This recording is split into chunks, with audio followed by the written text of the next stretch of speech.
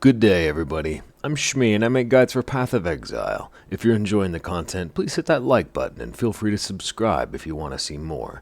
Today, I'm back because I need to talk about an epiphany that I had regarding Affliction League.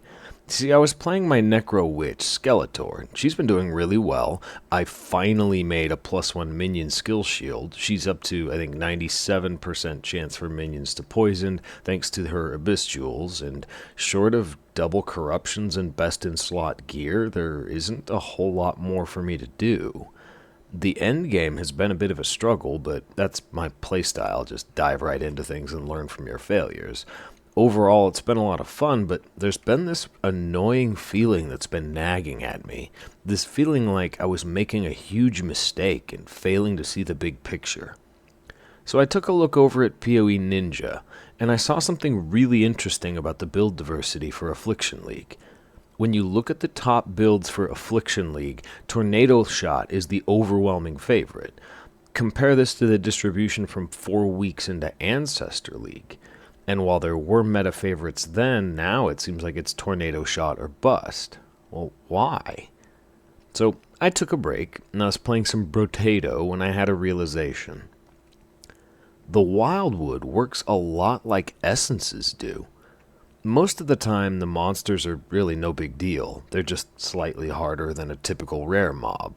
But on occasion, when the wrong monster gets multiplier on multiplier on multiplier all stacked together, then suddenly now they have the stats of a pinnacle boss. Either the enemies are so weak that the defense just doesn't really matter, or they're so terrifying that defense doesn't really matter. Either way, you need a glass cannon style build to take on that content. And the exact same is true for Path of Exile's Affliction League. Of all the builds that I'd played this league, they attempted to have some kind of a solid defense. Even Skeletor's build progression has been trading off what little defense she had for offense. Of all of the things that I've tried and planned, I never tried just going all out with a glass cannon style build. And then there's Tornado Shot. You see, this skill, because it's for fragile little rangers, already leads itself towards fragile glass cannon style builds.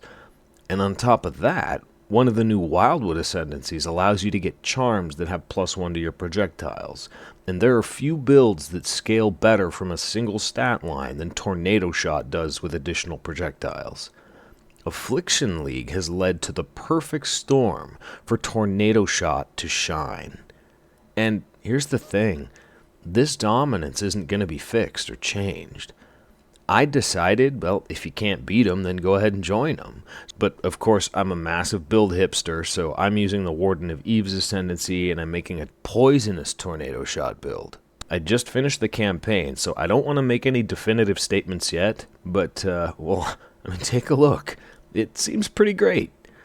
Looking at the strength of my build, it isn't even the Primal Huntress Ascendancy charms that are causing Tornado Shot's dominance.